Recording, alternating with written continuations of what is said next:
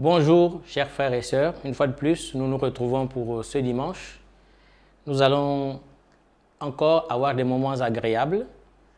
Nous allons louer le Seigneur ensemble. Nous allons célébrer son nom, mais aussi écouter ce qu'il aura à dire sur nos cœurs. Mais avant, j'aimerais lire ce passage de Jean 14, 26.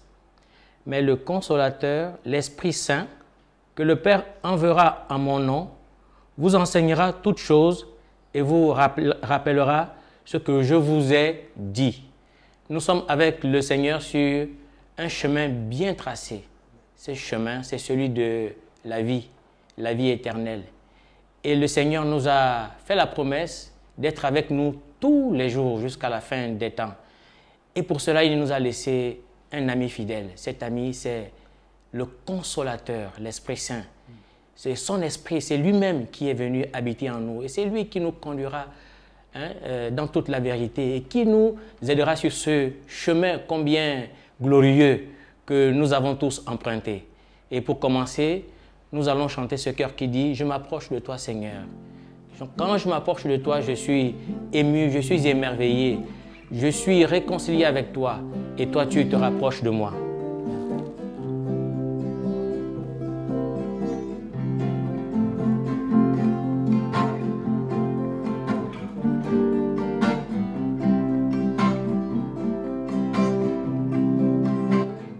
Quand je m'approche de ta personne, je me sens renouvelé. Quand je m'approche de ta personne, je me sens renouvelé. Quand je m'approche de ta personne, je me sens renouvelé. Car tu es le Dieu de vie. Quand je m'approche de ta personne, je me sens renouvelé. Quand je m'approche de ta personne, je me sens renouvelé. Quand je m'approche de ta personne, je me sens renouvelé.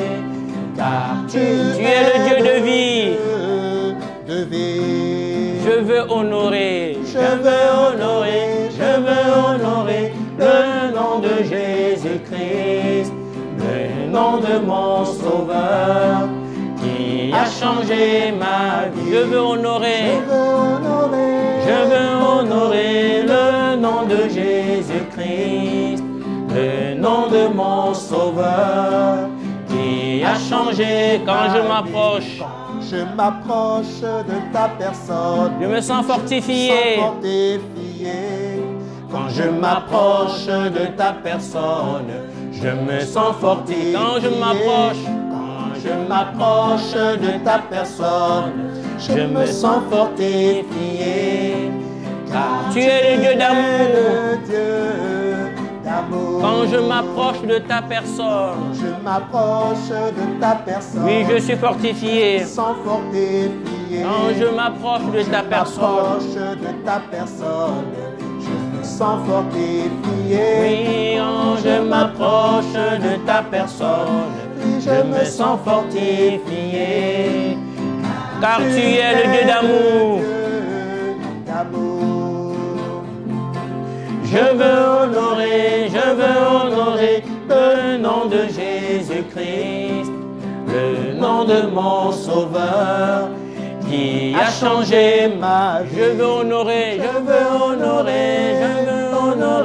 le nom de Jésus-Christ, le nom de mon Sauveur, qui a changé. Je veux glorifier. Je veux glorifier le nom de Jésus-Christ, le nom de mon Sauveur, lui qui a changé ma vie. Je veux glorifier le nom de Jésus-Christ, le nom de mon Sauveur, qui a changé ma vie. Oui, Jésus a changé ma vie. Jésus a changé mon cœur, n'est-ce pas, Hugues Noël? Amen. Et c'est lui qui nous a envoyé le Consolateur. Hein? Viens, Saint-Esprit, et réchauffe-moi. Viens et active ta flamme en moi. Hugues Noël, tu peux prier avant de continuer. Oui, Seigneur, merci vraiment pour cette grâce infinie que tu nous fais, vraiment de pouvoir nous approcher de toi. Tu nous as demandé de nous approcher de toi. Et toi, tu viens vers nous. Tu viens vers nous par ton esprit. Alléluia. Nous te bénissons, Jésus-Christ, vraiment. Nous te bénissons, Saint-Esprit, vraiment pour ce que toi, tu nous conduis sûrement vers le Père. Alléluia. Merci pour ces moments bénis. Merci pour ces moments de restauration, Seigneur. Merci pour ces moments d'intimité avec toi. Nous te bénissons. Amen.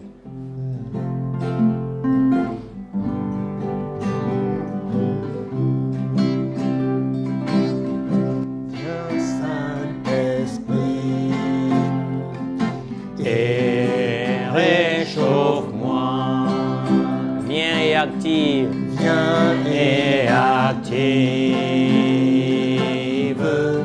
ta flamme en moi. Viens et répands ton esprit. Et répands ton huile précieuse sur moi.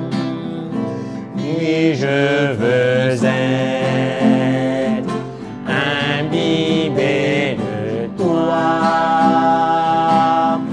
Moi, je veux être imbibé de toi. Viens, Saint-Esprit.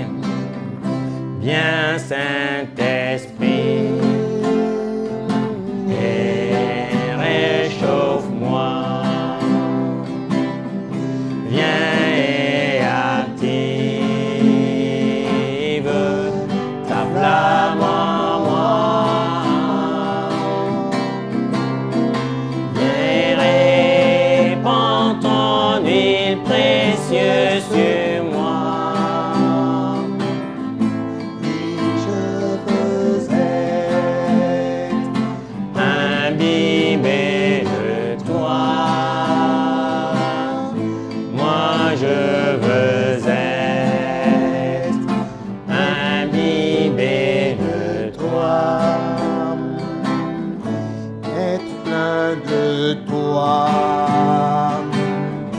Ne me suffit plus. Oh non, Je veux déborder, répandre ta vie tout autour de moi. C'est dans cet état que je te suis.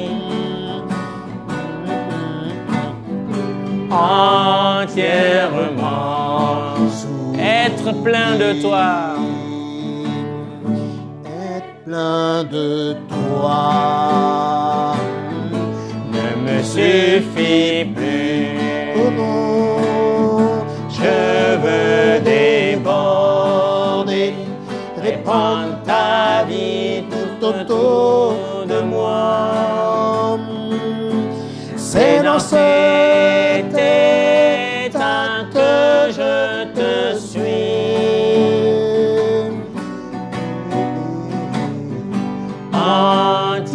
Entièrement, Tu es l'agneau de Dieu. tu es l'agneau de Dieu immolé. Tu es le Fils de Dieu, le premier. Tu es l'agneau. Tu es l'agneau de ressuscité. Tu es mon bien-aimé.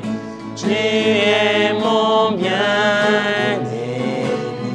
Oui, tu es mon bien-aimé. Oh, oui. Tu es mon bien-aimé. On reprend, tu es l'agneau. Tu es l'agneau de Dieu immolé. Tu es le Fils de Dieu, le premier. Tu es le Christ, le Oui, tu es mon bien-aimé. Tu es mon bien-aimé. Oui, Seigneur, tu es mon bien-aimé. Tu es mon bien-aimé.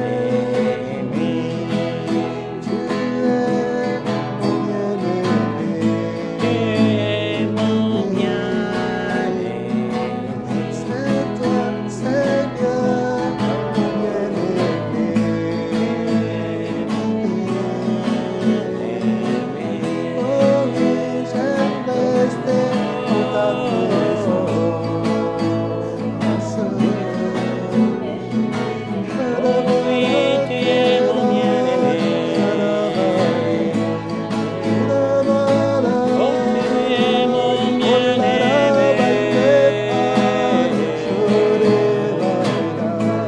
Oh, oui, tu es mon bien-aimé.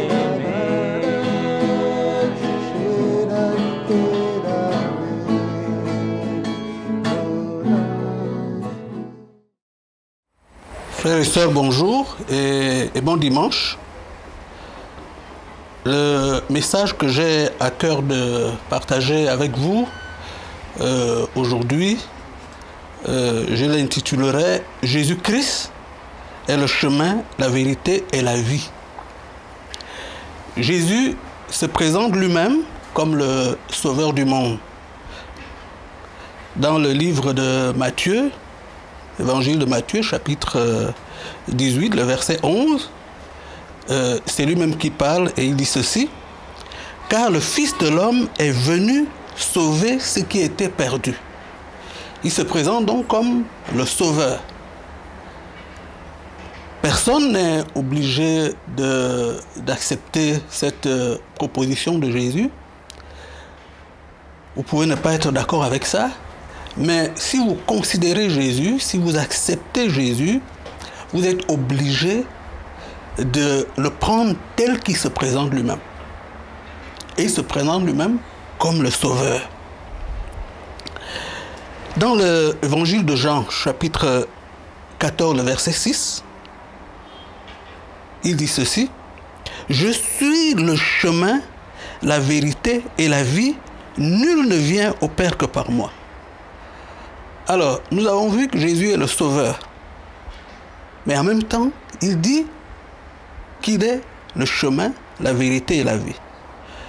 Alors, si le Sauveur est le chemin, ça signifie quoi? Ça signifie que l'homme à sauver est perdu et a besoin d'un chemin pour retrouver la voie qui mène au Père, à Dieu.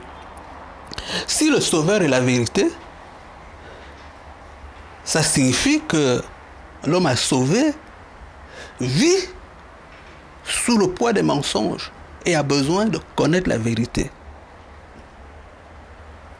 Si le Sauveur est la vie, ça signifie que l'homme à sauver manque de vie, qu'il est mort et qu'il a besoin d'avoir la vie pour vivre. Alors, pour avoir une idée très précise de cette réalité, de ce que Jésus dit sur l'homme, nous avons besoin d'examiner la Bible plus en profondeur. Nous avons besoin de repartir aux origines dans le livre de Genèse et voir ce qui s'est passé à la création. Genèse chapitre 1, verset 27. Nous dit: Dieu créa l'homme à son image. Il le créa à l'image de Dieu. Il créa l'homme et la femme. L'homme a été donc créé à l'image de Dieu. L'homme et la femme ont été créés à l'image de Dieu. Ça signifie que l'homme est le reflet de Dieu. L'homme a été créé pour être le miroir de Dieu, le miroir dans lequel Dieu pouvait se regarder lui-même, en train d'œuvrer, en train de cultiver. Parce qu'il a demandé à l'homme de cultiver le jardin. Et nous savons que cultiver a la même racine que culture. Et quand on parle de culture, on parle de tout ce qui relève de la créativité de l'homme, de l'inventivité de l'homme, de la technologie, de la science, de tout ce que l'homme peut imaginer et l'homme met en place. C'est cela sa culture. Donc, Dieu a créé l'homme pour cultiver la terre. Mais cultiver, ça signifie aussi améliorer des choses, ajouter de la valeur aux choses, faire en sorte que des choses simples deviennent des choses peut-être plus complexes, mais des choses améliorées. Hein, si vous prenez par exemple une bouture de manioc, quand vous prenez une bouture de manioc, hein, une bouture de manioc en elle-même, qu'est-ce que vous pouvez faire avec? Vous pouvez peut-être brûler pour avoir de la chaleur, mais si vous prenez cette bouture de manioc et vous la cultivez, vous la plantez, elle va vous donner des tubercules, elle va vous donner des feuilles de manioc, elle va vous donner quelque chose d'amélioré. C'est valable pour toute chose. Donc tout ce que l'homme peut produire à partir des choses simples, c'est de la culture. Il cultive. Donc l'homme a été créé pour cultiver la terre, mais aussi pour garder la terre. Dans le livre de Genèse, chapitre 2, le verset 15, nous lisons « L'Éternel Dieu prit l'homme et le plaça dans le jardin d'Éden pour le cultiver et pour le garder. » Pour garder la terre. L'homme a été créé pour garder la terre. C'est-à-dire faire en sorte que la terre ne se détériore pas. Faire en sorte que les équilibres de la terre soient conservés. On pourrait donc dire que Dieu est le plus grand, le meilleur promoteur du développement durable dont on parle de plus en plus aujourd'hui. Les choses auraient pu demeurer ainsi et se poursuivre ainsi si l'homme n'avait pas décidé de prendre son indépendance vis-à-vis de Dieu.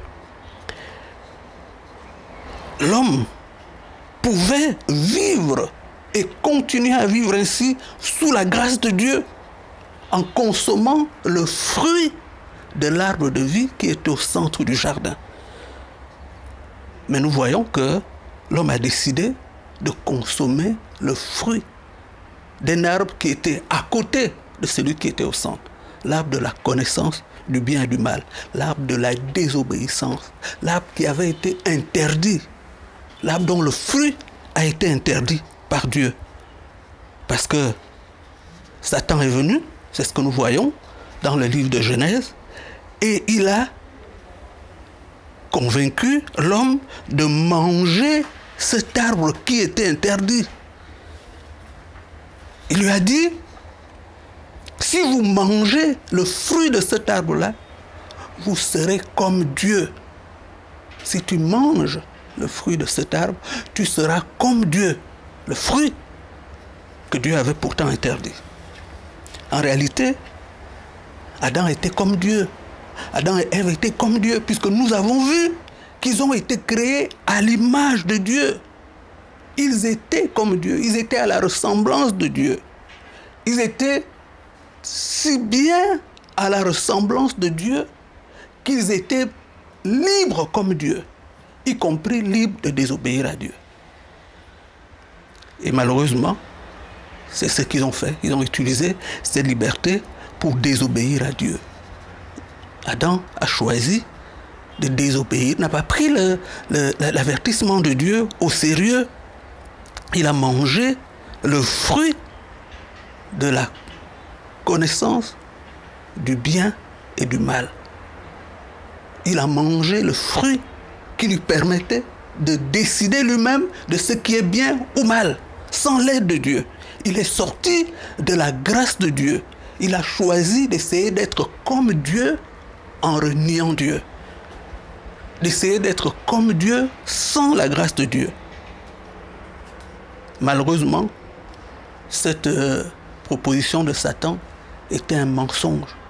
Parce qu'il n'y a qu'une seule façon d'être comme Dieu, c'est par la grâce de Dieu. C'est avec l'aide de Dieu. Depuis lors, les hommes essayent d'être comme Dieu. Ils essayent d'être comme Dieu, sans Dieu. Ils essaient d'être comme Dieu en niant l'existence de Dieu, sans jamais y parvenir. Plus ils s'efforcent d'être comme Dieu, plus ils se créent un monde hostile. Nous savons qu'aujourd'hui, le monde est plein d'arsenal nucléaire. Le monde est plein de bombes et qu'il suffirait d'un clic pour détruire toute la Terre. C'est possible aujourd'hui. J'imagine que c'est une bonne nouvelle. N'est-ce pas? Je pense que non, frères et sœurs.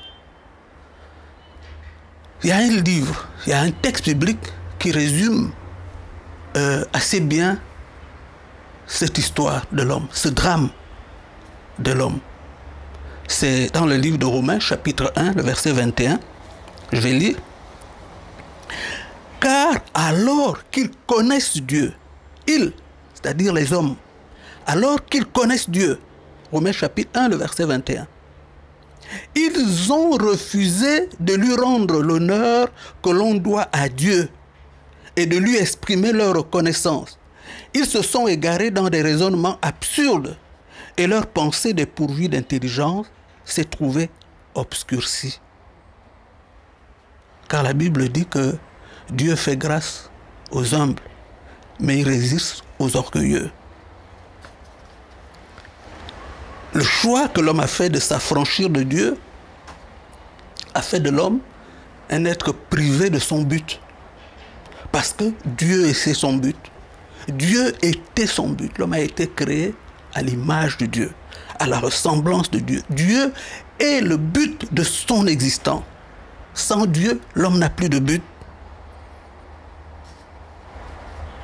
L'homme a été créé pour réjouir le cœur de Dieu, pour être la gloire de Dieu, comme nous le dit, je crois que Ésaïe 43, le verset 7, je pense.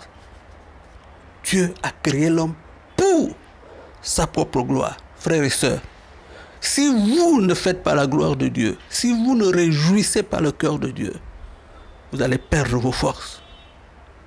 Vous allez être comme une lampe dont l'alimentation s'amenuise. Une lampe qui n'a plus de source pour l'alimenter en lumière. Ésaïe chapitre 40, le verset 30, exprime cette vérité-là. Les adolescents se fatiguent et se lassent, et les jeunes hommes chancellent. Mais ceux qui se confient en l'Éternel renouvellent leur force. Ils prennent le vol comme des aigles. Ils courent et ne se lassent point. Ils marchent et ne se fatiguent point. Il s'agit de ceux qui se confient en l'Éternel, quel que soit leur âge. Ceux qui font la joie de Dieu, ceux qui font confiance en Dieu. La Bible nous dit qu'ils renouvellent leur force parce que Dieu est leur force. Vous voyez qu'on les compare aux adolescents, aux jeunes gens, donc aux gens qui sont naturellement braves. Mais ceux qui se confient en l'Éternel sont encore plus braves que ceux qui sont naturellement braves. Le roi David a reçu la mission de réformer le tabernacle de David, le tabernacle de Moïse. Le roi David. Nous savons que Moïse a reçu la loi. Moïse a reçu la loi. Moïse a reçu une description très précise de la manière dont il devait construire le tabernacle, c'est-à-dire la tente où on devait célébrer le culte de Dieu, où on devait rencontrer Dieu. Moïse a reçu une description claire. Ce tabernacle avait 3 compartiments. Un compartiment extérieur, les parvis, 2 compartiments intérieurs, le lieu saint et le lieu très saint, où était posé dans le lieu très saint l'arche de l'alliance. Et le culte était célébré dans le tabernacle, tel que Moïse l'a reçu, selon un rituel très précis. chacun savait ce qu'il devait faire et on ne pouvait pas faire autrement sous peine de mort. La Bible nous montre, nous présente il y a quelques exemples célèbres que je vais vous rappeler. Les deux fils d'Aaron, le premier sacrificateur, Aaron, ses deux fils, la Bible nous dit qu'ils ont introduit du feu étranger dans la maison de Dieu. Pour brûler les parfums, ils ont pris des braises ailleurs que là où il fallait les prendre. Normalement, les braises, on devait les prendre à l'autel. Mais ils ont pris des braises parce qu'ils étaient pressés. Ils ont utilisé ces braises pour brûler les parfums. Ils sont morts sur le champ. Et même le père Aaron, leur père, n'a pas pu faire le deuil. Il y a une autre histoire que la Bible nous rapporte aussi, c'est une autre histoire célèbre, c'est celle des fils d'Élie, le juge. Ses fils avaient pris l'habitude d'arracher, de récupérer des meilleurs morceaux des sacrifices, des animaux à sacrifier, avant qu'ils soient présentés à l'autel. Ils prenaient les meilleurs morceaux. Les deux, nous savons, les deux sont morts terriblement dans un champ de bataille. Et puis il y a l'histoire de Uza. Uza qui était de ceux qui transportaient, qui tiraient le char, qui poussaient le char, sur lequel était posée l'arche de l'Alliance, quand David a décidé de ramener l'arche de l'Alliance à Jérusalem, sur le mont Sion. Uza faisait donc partie de ceux qui poussaient le char. Et puis le char s'incline et l'arche a failli tomber. Donc, Uza a eu la bonne intention de soutenir l'arche pour qu'il ne tombe pas et il est mort sur le champ. Parce que Uza n'était pas un lévite. Il ne faisait pas, il n'était pas un prêtre. Il n'était pas de la tribu de ceux que Dieu avait choisis précisément pour être des prêtres, pour toucher des choses saintes. Et cette histoire a apporté une grande crainte parmi le peuple. Mais nous voyons que David, qui n'était pas lui aussi un lévite, David apporte une réforme, une grande réforme, lorsqu'il a amené l'arche de l'Alliance à Sion. David l'a placé dans une tente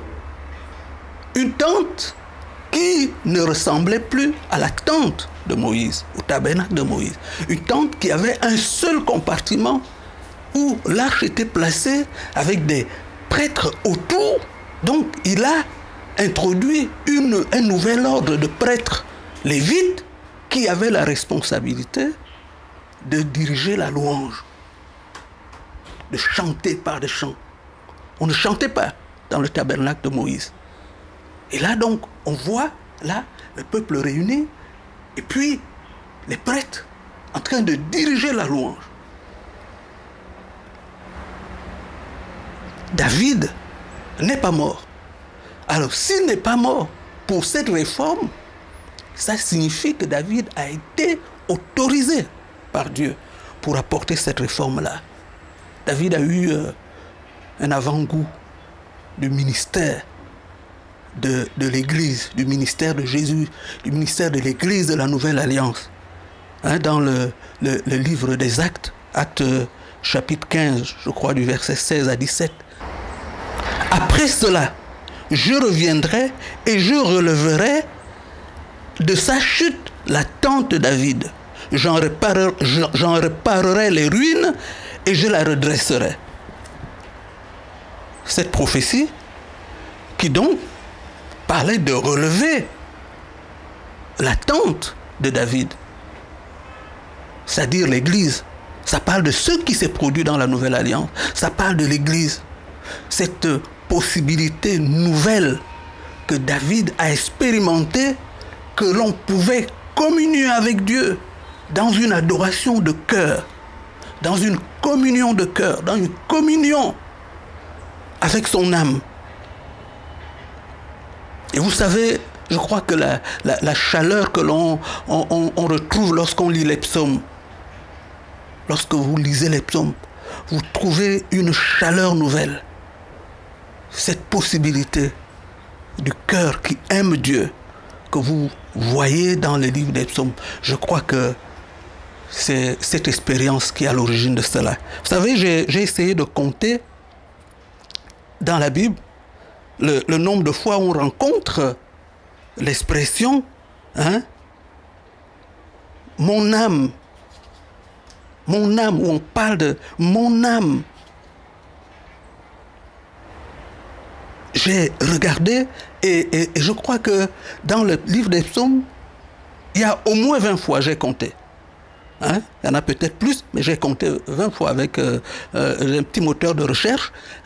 Et j'ai relevé que ça revient au moins 20 fois. Mon âme. Et puis, on en trouve un peu dans Job. Et puis, c'est clairsemé un peu dans d'autres livres. Mais rien que dans les psaumes. Ensuite, j'ai recherché aussi mon âme bénit l'Éternel. Et là, il n'y a que dans les livres de psaumes que j'ai trouvé ça. Mon âme bénit, qui commande à son âme, qui dit mon âme bénit l'Éternel. Ce n'est que dans le livre des psaumes que j'ai vu ça. Donc, cette expérience de David, que David a eue, qui permet de montrer que la force de l'homme réside en réalité dans la communion avec Dieu. Le psaume 59, le verset 17 ou 18, il y a parfois quelques décalages sur les psaumes. Alors, ô ma force, c'est toi que je célébrerai, car Dieu, mon Dieu tout bon, est ma haute retraite. Dieu, mon Dieu tout bon, est ma haute retraite. Ça, c'est le psaume 59. Dieu tout bon. Ça vient, je crois que ce cri vient du tréfonds d'un cœur qui a communié avec Dieu. Mon Dieu tout bon. Frère, l'esprit de l'homme, je l'ai déjà rappelé tout à l'heure, c'est une lampe. La Bible nous dit que l'esprit de l'homme est une lampe de l'Éternel. La dernière fois que je vous ai parlé au cours de ce temps de confinement, je crois que j'ai rappelé cela aussi. L'esprit de l'homme, le souffle que Dieu a donné à l'homme, c'est une lampe de l'Éternel. Dieu veut nous éclairer. Dieu veut éclairer notre âme. Parce que nous sommes éclairés quand la lumière arrive à notre âme. Parce que si la lumière n'arrive pas à notre âme, nous ne sommes pas éclairés. Donc, Dieu veut éclairer, mais c'est par notre esprit qui est la lampe que Dieu utilise. Mais une lampe ne sert à rien si elle n'est pas elle-même alimentée. Vous savez, la Bible, quand elle parle de lampes, je crois qu'elle parle de l'image de ces lampes que moi j'ai connues. Beaucoup de jeunes maintenant ne connaissent plus ces lampes-là. Les lampes qui utilisaient le pétrole lampant, l'huile. Lorsqu'il n'y a plus ce pétrole, il n'y a plus d'huile dans la lampe, bien, on voit la lumière s'affaiblir et finir par s'éteindre. Parce que c'est l'huile.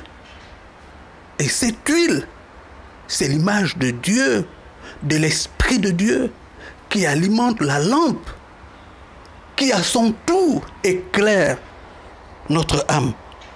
Ecclésiaste chapitre 3, le verset 11, nous rapporte que Dieu a mis dans le tréfonds du cœur de l'homme la pensée de l'éternité, la conscience de l'éternité. Autrement dit, et c'est pour cela que l'homme Je crois que chaque être humain a au fond de lui-même cette conscience qu'il n'est pas un être fini, que tout ne finit pas après la mort. C'est un débat qui dure depuis et qui ne finira jamais. Parce que justement, la mort n'est pas normale. L'homme ne considère pas, les humains ne considèrent pas la mort comme une homme normale, comme une chose normale. Hein? Il n'y a qu'à voir tout ce qui se passe, toute cette organisation au cours des obsèques, lors des funérailles, tout ce qu'on fait comme organisation. Vous savez, dans ma langue, lorsqu'on organise les retraites de deuil, c'est-à-dire quand on enlève le deuil, il y a une expression qu'on utilise et que je traduirai en français, littéralement, ça se dit « faire danser la mort ». Bon, je ne sais pas si vous comprenez, j'ai toujours pas compris, mais c'est comme ça qu'on dit « faire danser la mort ». Frères et sœurs, c'est Dieu qui avait raison. Il a dit à Adam, le jour où tu en mangeras, c'est-à-dire le fruit, où tu mangeras de ce fruit, tu mourras. Autrement dit, le jour où tu me désobéiras, tu mourras. Adam n'a pas considéré ce que Dieu a dit. Il a mangé le fruit et il est mort. Alors cet épisode du jardin, j'ai dit, refaisons un tour vers les origines pour comprendre.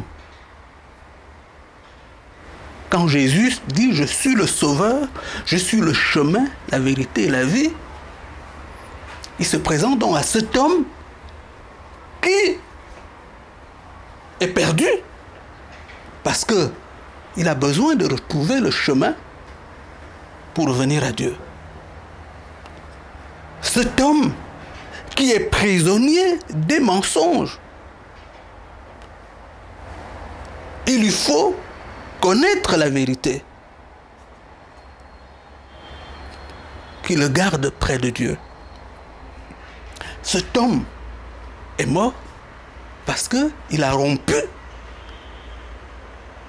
avec Dieu. Or, Dieu est sa raison d'être.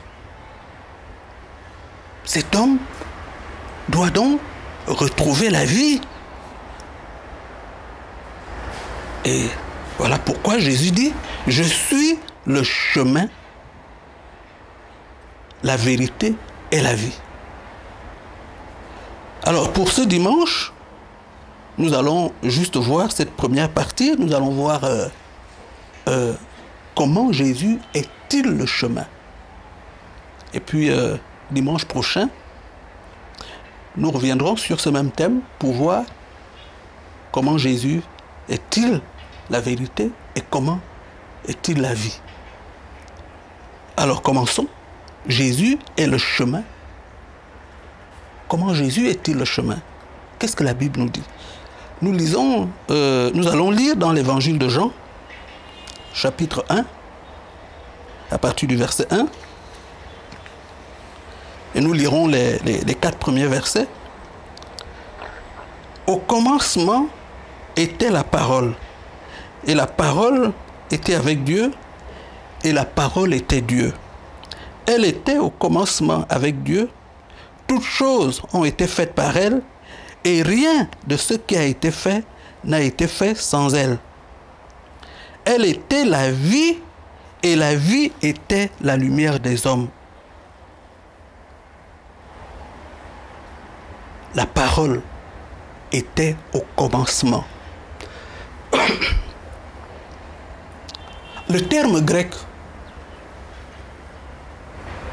qui est choisi dans cet évangile, dans ce texte que nous venons de lire, le terme qui a été traduit par la parole, le terme grec, puisque nous savons que le Nouveau Testament a été originellement écrit en grec.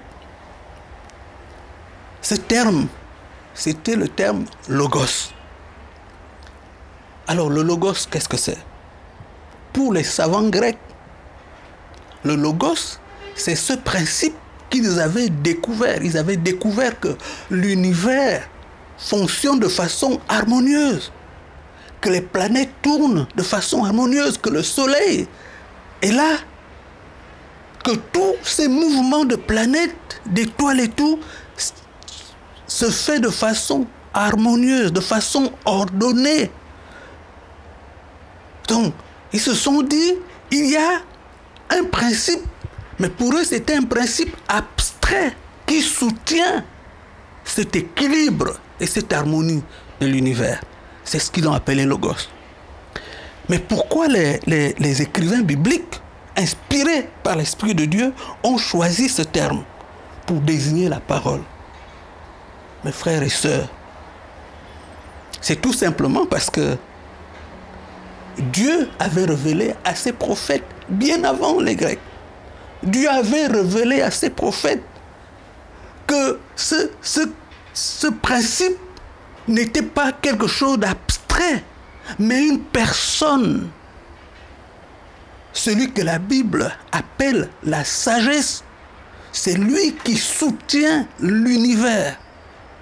C'est lui par qui Dieu a créé et soutient l'univers. La Bible appelle tantôt la sagesse ou la parole de Dieu. La parole est une personne. La sagesse, c'est une personne. Et donc, Jean aurait pu dire dans cet évangile, au commencement était la sagesse. Il parle d'une personne qui soutient l'univers. Et c'est cette personne qui s'est incarnée en Jésus de Nazareth. Jésus de Nazareth est la parole faite chair. Vous savez, si vous voulez voir ces choses-là, vous relisez dans les livres de Proverbes, vous verrez tout ce qui est dit au sujet de la sagesse. Cette personne, il s'agit d'une personne, frère et sœurs. La parole de Dieu. Jésus de Nazareth est la parole faite chair. Il est la sagesse faite chair. Et c'est en devenant cette parole faite chair qu'il emmène la chair des hommes à devenir la parole de Dieu.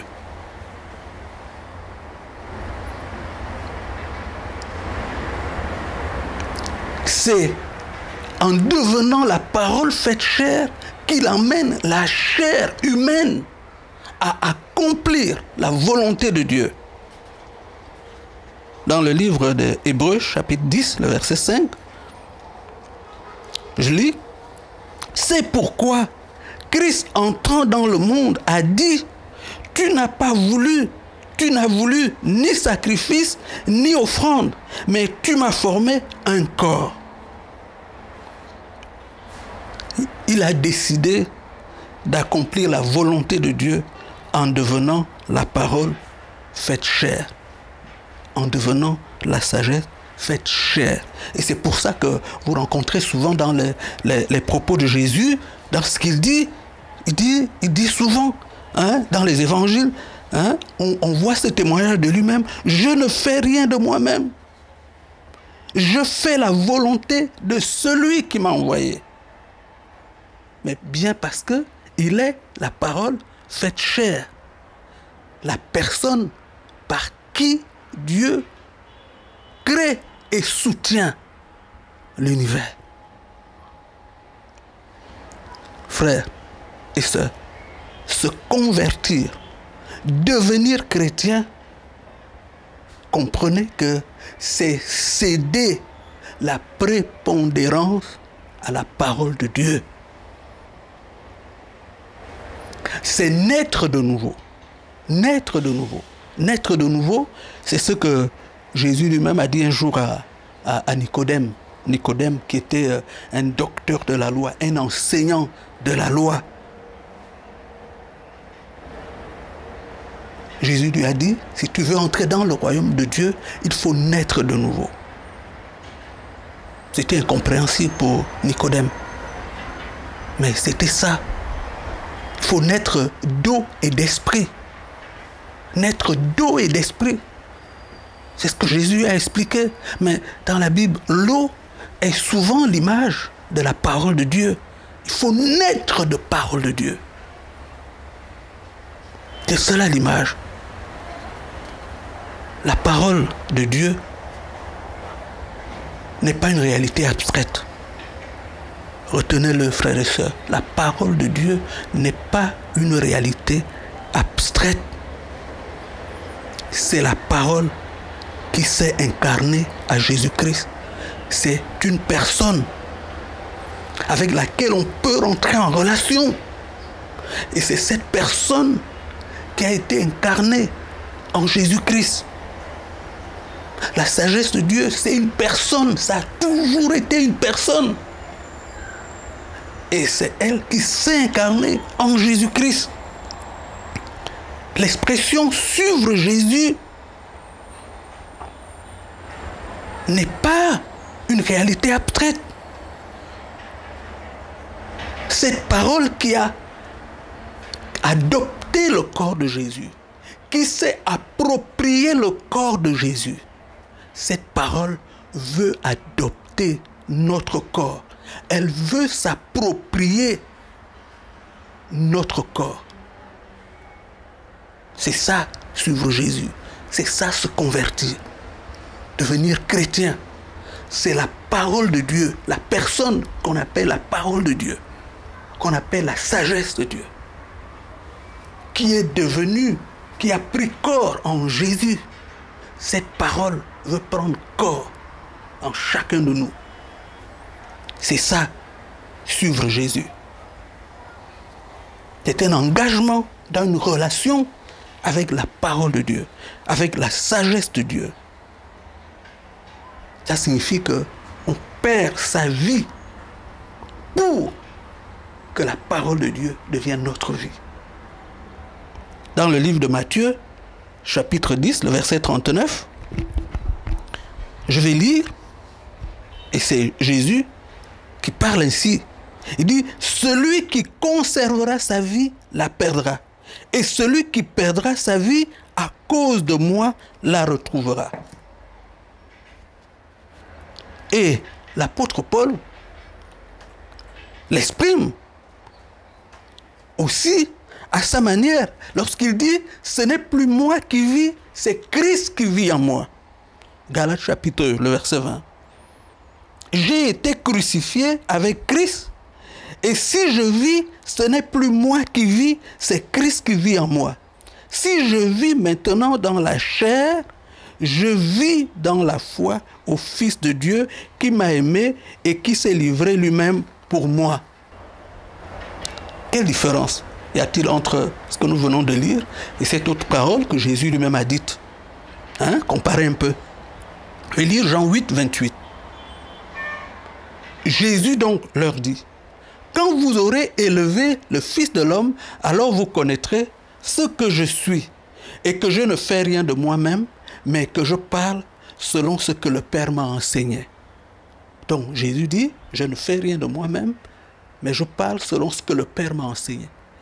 Et Paul a dit, ce n'est plus moi qui vis, c'est Christ qui vit en moi. Or, Christ vit par le Père. Et ça veut simplement dire que Paul vit par celui qui a envoyé Jésus. Autrement dit, par Dieu, le Père.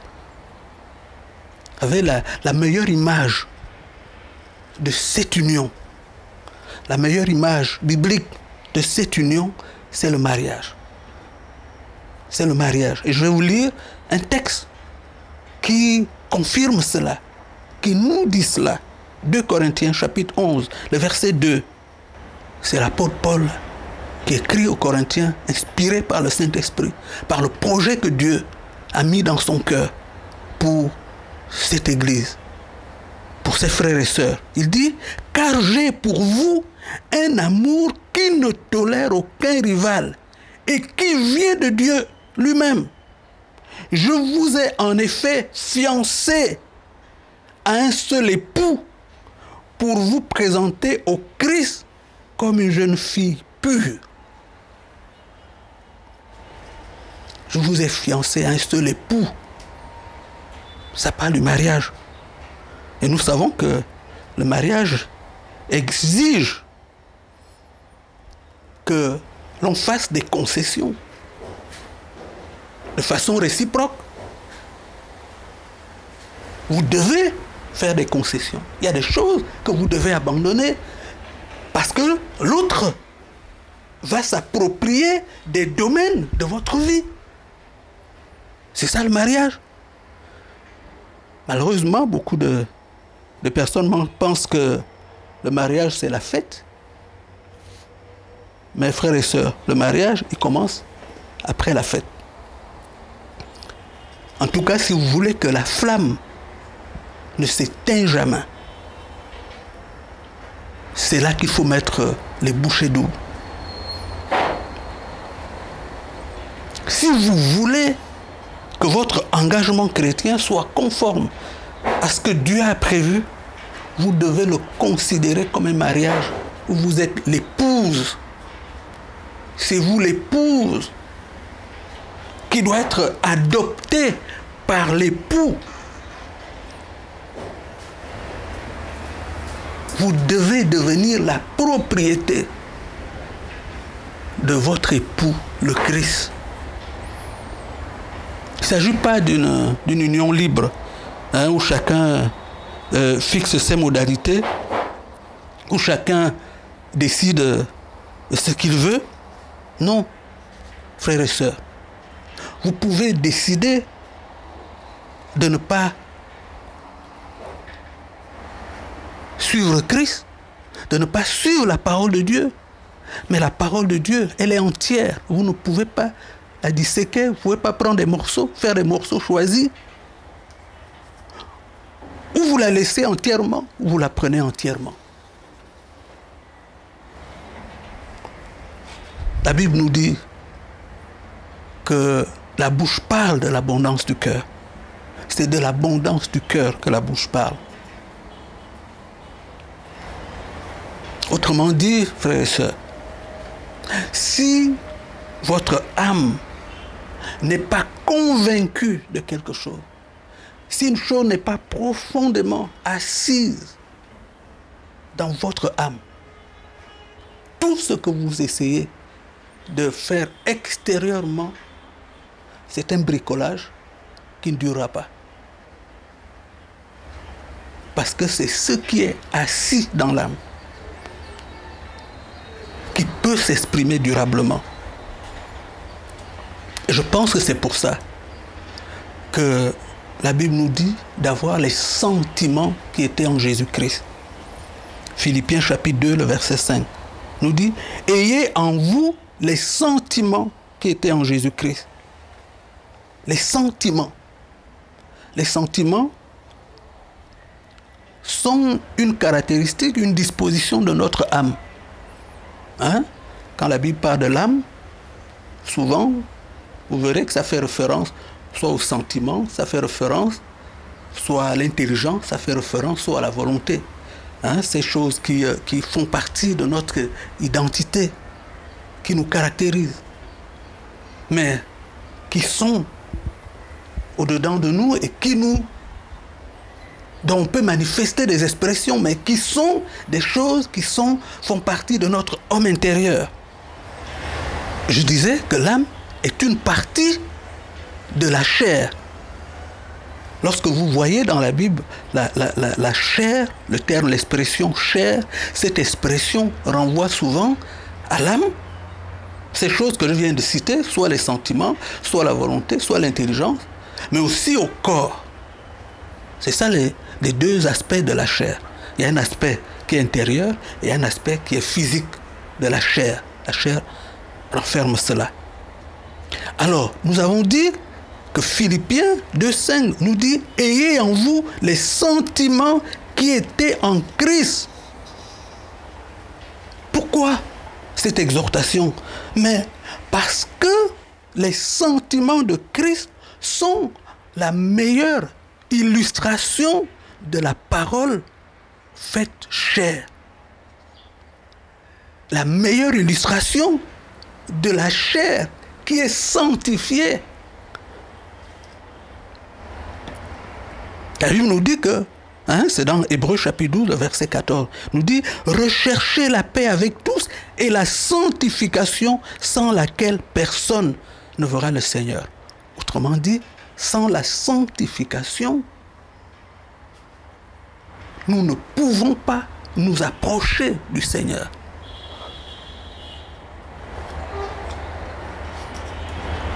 Jésus a prié pour ses disciples en disant « Sanctifie-les par ta parole ». Il a prié le Père. Donc, lorsque la Bible nous exhorte d'avoir des sentiments qui étaient en Christ, ça parle de cette transformation de la parole en chair. On va essayer d'examiner quelques aspects des sentiments de Jésus-Christ. Regardons un peu, voyons un peu en ce qui concerne la colère, par exemple. Jésus, la Bible nous montre des endroits où Jésus est en colère. Jésus a été en colère vis-à-vis, souvent en colère vis-à-vis des religieux hypocrites. L'hypocrisie, c'est quoi? L'hypocrisie, c'est lorsque vous blâmez quelqu'un, lorsqu'on blâme quelqu'un pour quelque chose qu'on fait soi-même. C'est ça l'hypocrisie. Et un jour, la Bible nous parle de cette histoire où Jésus guérit une femme infirme le jour du sabbat. Alors, les religieux, les chefs religieux ne sont pas contents et ils le lui expriment. Et Jésus répond en disant, vous-même, si une de vos bêtes est perdue, se perd le jour du sabbat, tombe dans un trou, vous irez bien la chercher. Mais vous ne voulez pas que je guérisse cette fille d'Abraham un jour de sabbat. Ça, c'est l'hypocrisie. Et nous voyons, Jésus exprimait là des sentiments de colère. Nous connaissons aussi cette histoire qui est célèbre où nous voyons Jésus en train de chasser des gens du temple. Il chassait ces gens, pourquoi? Il chassait ces gens qui avaient transformé le temple en lieu pour faire leur business. Le temple qui était le lieu de prière, de rencontre avec Dieu, de réconciliation avec Dieu. Mais ces gens venaient au temple, non pas pour prier, mais parce que c'était un moyen, une occasion de voir plein de gens et de vendre leurs marchandises. Là, nous voyons Jésus en colère.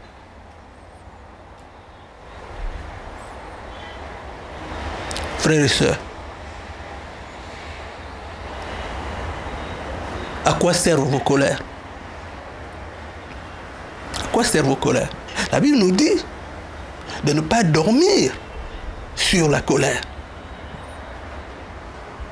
C'est le Seigneur qui le dit. Mais n'interdit pas la colère. Mais à quoi servent vos colères? Nous devons ajuster nos colères avec la cause de Dieu. Jésus a pleuré. Nous savons que les pleurs expriment souvent toutes sortes de sentiments. Jésus a pleuré. Jésus a pleuré. L'un des cas, c'est à la mort de Lazare, à la mort de son ami Lazare. Nous voyons Jésus pleure. Je me suis demandé, mais comment Jésus peut pleurer alors qu'il sait qu'il allait ressusciter Lazare? Il serait venu en disant, calmez-vous, moi je suis arrivé, je suis là, ne vous en faites pas. Jésus n'a pas fait comme ça. Il pleure parce que la mort, j'ai dit tout à l'heure, n'est pas une chose normale. Elle brutalise. Et Jésus compatit avec la douleur la douleur de ses amis. Il est solidaire à cette douleur. Celle de Marthe et de Marie, qui étaient ses amis, et d'autres. Donc c'est la compassion, je pense, entre autres, qui amène Jésus à pleurer dans cette occasion-là. C'est aussi la compassion et pas le désir de paraître qui amène Jésus à rendre ce fils qui était décédé à sa mère. La Bible nous parle, c'est l'histoire d'une femme veuve qui venait de perdre son fils unique. Et Jésus rencontre ce cortège funèbre. La Bible nous dit que Jésus, ce n'est pas parce qu'il voulait paraître, il n'a pas dit hey, calmez-vous, je suis là, je ressuscite tous les morts. Non. La Bible nous parle de ça. C'est la compassion. Nous le voyons. Jésus pleure. Aussi, encore une fois, devant Jérusalem, quand il considère et regarde Jérusalem, il sait que un malheur terrible va arriver. Il ne se réjouit pas en disant ces gens vous m'avez maltraité, donc c'est bien ce qui va vous arriver. Non, il ne se réjouit pas du malheur des autres. Jésus pleure de voir l'endurcissement du cœur de ses compatriotes qui n'ont pas pu saisir la main que Dieu a tendue. Il n'a pas de sentiment de vengeance. Et puis, vous connaissez cette autre histoire-là, de l'histoire du bon samaritain.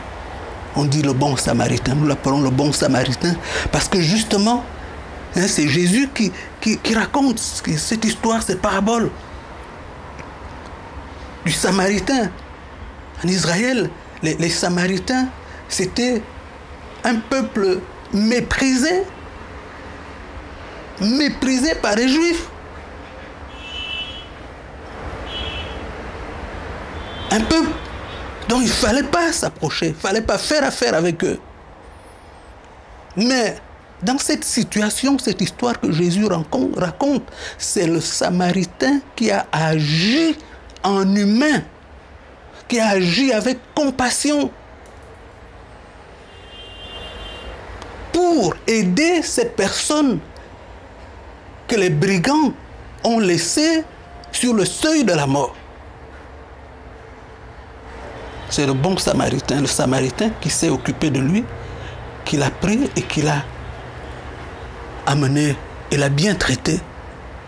C'est une histoire que les évangiles racontent. Alors, je vous dis, Jésus parle de cette histoire, mais pour montrer, il parle de lui-même.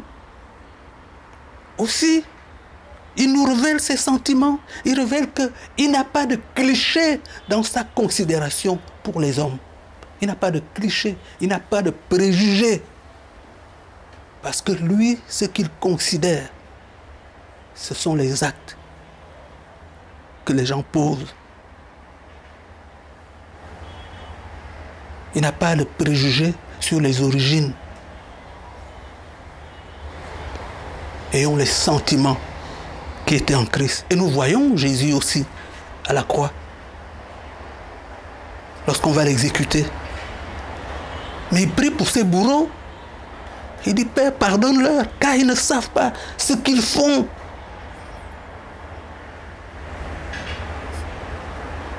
Ils sont pris dans les pièges du mensonge.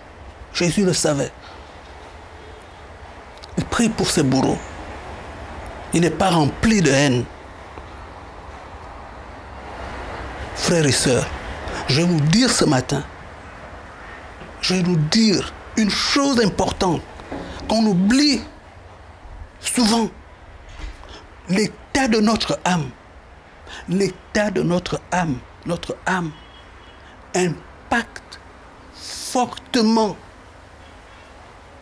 impacte une chose qui est très importante pour nous, c'est-à-dire notre prière. L'état de notre âme, frères et sœurs, La prière que nous aimons bien faire, c'est une prérogative de Dieu. Parce que nous parlons lorsque nous prions. Nous disons des mots, mais ce ne sont pas des mots qui comptent. La prière est une prérogative de Dieu parce que c'est la parole de Dieu qui a la capacité de créer, de faire exister ce qui n'existe pas. C'est la parole de Dieu. Et donc quand nous prions, nous prétendons emprunter la parole de Dieu, parler comme Dieu, parce que nous voulons voir les choses changer sur la base de ce que nous disons dans nos prières. Mes frères et sœurs, ce ne sont pas les mots qui produisent des effets. L'état de notre âme est important. La Bible nous dit que Dieu est impartial. Dieu est impartial. Dieu est impartial. 1 Pierre chapitre 1, le verset 17. Dans vos prières, vous appelez Père celui qui juge impartialement tout homme selon ses actes. Par conséquent, pendant tout le temps qui vous reste à passer dans ce monde, manifestez par votre manière de vivre que vous le reverrez.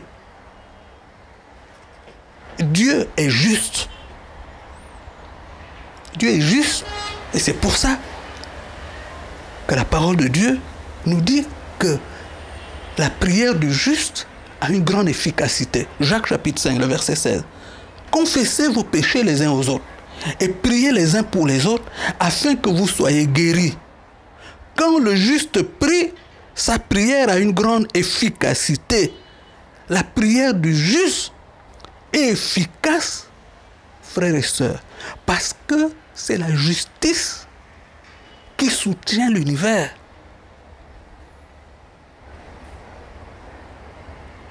C'est la justice qui tient le monde en équilibre. Parce que la justice, Dieu est juste. Dieu est amour. Donc la justice, l'amour nous parle de Dieu. La justice, c'est une personne. L'amour, c'est une personne. Ne confondez pas les effets de la justice et les effets de l'amour. L'amour, c'est une personne. La justice, c'est une personne. La Bible nous dit que Dieu est amour, que Dieu est juste. Voilà pourquoi la prière du juste a une grande efficacité. Frères et sœurs, si votre prière ne s'inscrit pas dans la justice, si elle ne s'inscrit pas dans l'amour, elle ne prospérera pas.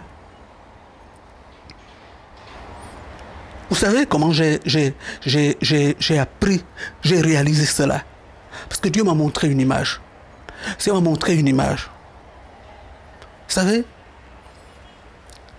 si vous trouvez une chorale en train de faire de la musique,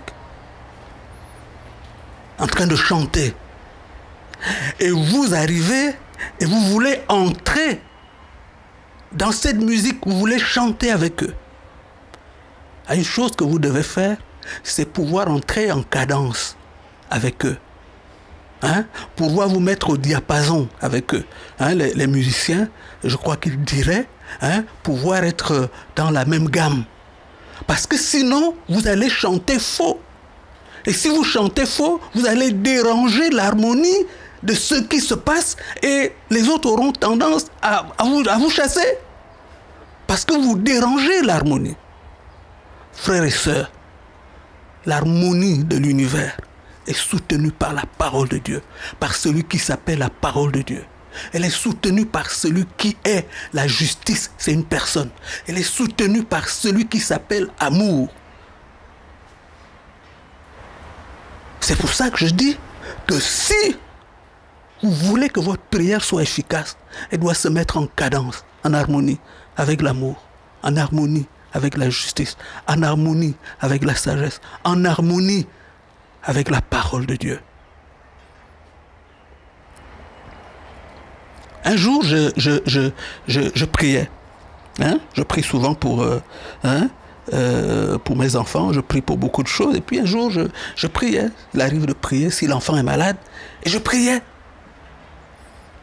Et puis le Seigneur m'a arrêté. Il m'a dit, mais tu pries parce que c'est ton fils. Vous savez, l'amour du père, l'amour d'un père. Parce que c'est ton fils. J'ai trouvé ça bizarre. Mais le Seigneur m'a amené à comprendre que une prière peut être partisane. Et ça ne marche pas. Nous avons vu que Dieu est impartial. Il faut être capable de prier pour ton fils comme tu prierais pour n'importe quelle personne qui a besoin du secours de Dieu. Ça m'a parlé, frère. C'est ça que j'essaie d'exprimer. Entrer en harmonie avec Dieu. Vous savez, l'état d'âme, l'état de notre âme, ce n'est pas quelque chose que nous pouvons aménager rapidement quand le problème est là. C'est trop tard.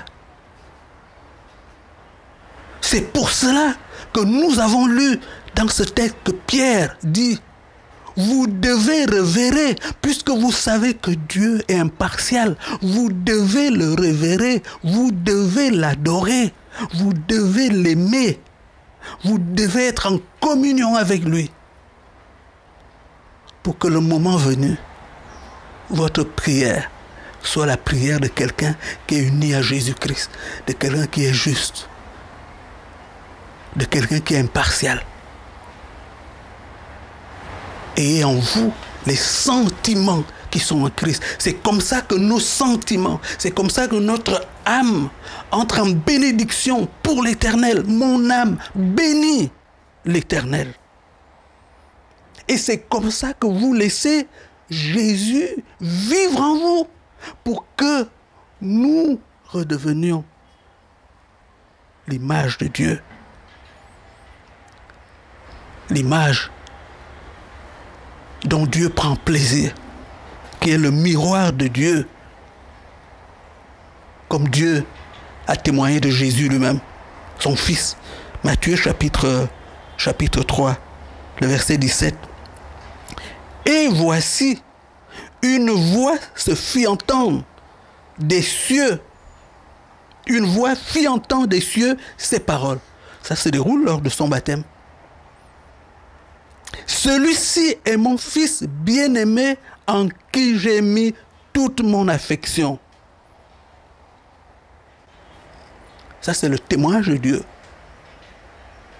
pour Jésus-Christ, la parole faite chair. Dieu a rendu témoignage à Moïse en disant que avec Moïse, il parle de bouche à bouche. Dieu a rendu témoignage à David en disant que c'est un homme selon son cœur. Mais dans la nouvelle alliance, frères et sœurs, le Seigneur Jésus a fait une prière. Il a prié pour que Dieu nous donne l'excellence. Et je voudrais terminer en lisant cette prière dans le livre de Jean, au chapitre 17, à partir du verset 8. Car je leur ai fait connaître les paroles que tu m'as données. Je leur ai fait connaître les paroles. Et ils les ont reçues et ils ont vraiment connu que je suis sorti de toi. Et ils ont cru que tu m'as envoyé. C'est pour eux que je te prie. Je ne te prie pas pour le monde, mais pour ceux que tu m'as donnés, parce qu'ils sont à toi. Et tout ce qui est à moi est à toi, et ce qui est à toi est à moi. Et je suis glorifié en eux. Je ne suis plus dans le monde, et ils sont dans le monde, et je vais à toi. Père Saint, garde en ton nom ceux que tu m'as donnés, afin qu'ils soient comme nous. Lorsque j'étais avec eux dans le monde, je les gardais en ton nom. J'ai gardé ceux que tu m'as donnés, et aucun d'eux ne s'est perdu, sinon le fils de la perdition, afin que l'écriture fût accomplie. Et maintenant, je vais à toi, et je dis ces choses dans le monde, afin qu'ils aient en eux ma joie parfaite. Je leur ai donné ta parole et le monde les a haïs parce qu'ils ne sont pas du monde, comme moi je ne suis pas du monde. Je ne te prie pas de les ôter du monde, mais de les préserver du mal. Ils ne sont pas du monde, comme moi je ne suis pas du monde. Sanctifie-les par ta vérité. Ta parole est la vérité. Comme tu m'as envoyé dans le monde, je les ai aussi envoyés dans le monde. Je me sanctifie moi-même pour eux afin que eux aussi soient sanctifiés par la vérité. Ce n'est pas pour eux seulement que je te prie. Oh, j'aime bien cette tournure-là. Ce n'est pas seulement pour eux que je te prie, mais encore pour ceux qui croiront en moi par leur parole, c'est-à-dire vous et moi qui avons cru. Cette prière de Jésus, elle court toujours. Elle a des effets aujourd'hui pour ceux qui croient, ceux qui la saisissent. Verset 21. Afin que tout soit un, comme toi, Père, tu es en moi et comme je suis en toi. Afin qu'eux aussi soient en nous, pour que le monde croie que tu m'as envoyé. Je leur ai donné la gloire que tu m'as donnée, afin qu'ils soient un comme nous sommes un. Moi en eux et toi en moi, afin qu'ils soient parfaitement un, et que le monde connaisse que tu m'as envoyé et que tu les as aimés. Tu m'as aimé, Père. Je veux que là où je suis, ceux que tu m'as donnés soient aussi avec moi, afin qu'ils voient ma gloire, la gloire que tu m'as donnée, parce que tu m'as aimé avant la fondation du monde. Père juste, le monde ne t'a point connu, mais moi je t'ai connu, et ceux-ci ont connu que tu m'as envoyé. Je leur ai fait connaître ton nom, je le leur ferai connaître, afin que l'amour dont tu m'as aimé soit en eux, et que je sois en eux. Amen. Cette prière de Jésus, cette prière que Jésus a faite, relisez-la attentivement. Et vous verrez que le chemin a été balisé, frère. Le chemin a été tracé. Vous savez, moi j'aime rouler sur une route qui est balisée, qui est bien tracée. Hein? Parfois je prends plaisir à rouler la nuit lorsque la route est bien balisée. Lorsque c'est tracé, hein, vous voyez les signalisations horizontales, comme on dit. Quand c'est bien, vous voyez de loin. C'est cette image que j'ai dans le cœur, que je reçois dans le cœur quand je lis cette prière de Jésus. Le chemin est connu, le chemin est sûr, il est balisé, il est tracé par le Seigneur Jésus-Christ lui-même. Frères et sœurs, c'est le chemin qui mène à destination. Nous marchons sur un chemin sûr. Hébreux chapitre 10, le verset 20 nous dit: il nous a ouvert le chemin, un chemin nouveau et vivant à travers le rideau du sanctuaire, c'est-à-dire à travers son propre corps, sa chair. À travers son propre corps, il nous a ouvert un chemin pour que nous soyons l'Église, le corps de Christ, la parole faite chair. Le chemin où la parole s'approprie la chair et s'approprie nos sentiments, notre volonté, notre âme et notre corps sera transformé. Frères et sœurs, ce chemin que le Seigneur Jésus a tracé pour nous, prenons-le, c'est le bon chemin. C'est celui qui mène au Père, c'est celui qui nous restitue l'image de Dieu en nous, pour que le Seigneur prenne plaisir à nous, comme il a pris plaisir en Jésus-Christ. Soyez bénis. Amen. Seigneur, merci pour ta parole qui nous fait beaucoup de bien. Cette parole qui nous aide à marcher dans la justice avec toi. Tu nous conduis sur ce chemin agréable, ce chemin, Seigneur, qui nous garantit la vie éternelle. C'est ce chemin que nous empruntons. Oui, Seigneur. N'est-ce pas, Françoise? Oui, et je veux le redire que vraiment la vie, c'est toi. Et la vraie vie, le vrai chemin, la vraie orientation, je dirais, c'est toi. Et donc, c'est pourquoi, Seigneur, nous décidons avec toi que nous restons sur cette orientation qui est toi-même, Jésus-Christ. Amen. Amen.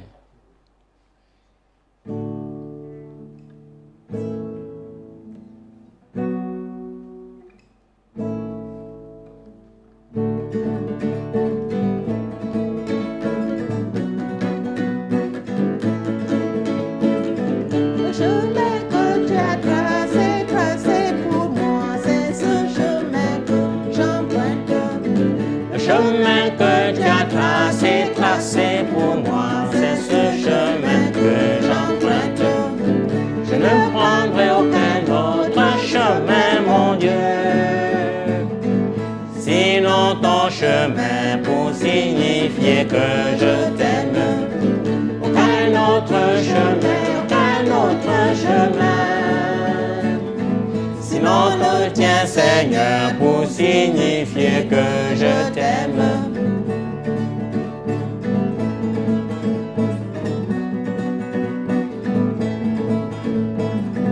Le chemin que tu as tracé pour moi, c'est ce chemin que j'emprunte. Le chemin que tu as tracé pour moi, c'est ce chemin que j'emprunte.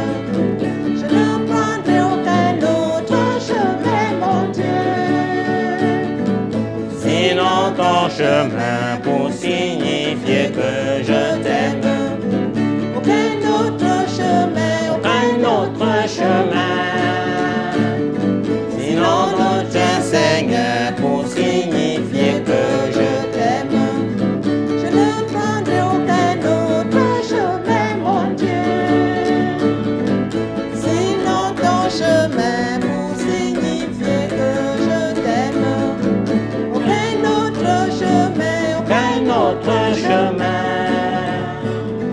sinon le tien, Seigneur, pour signifier que je t'aime.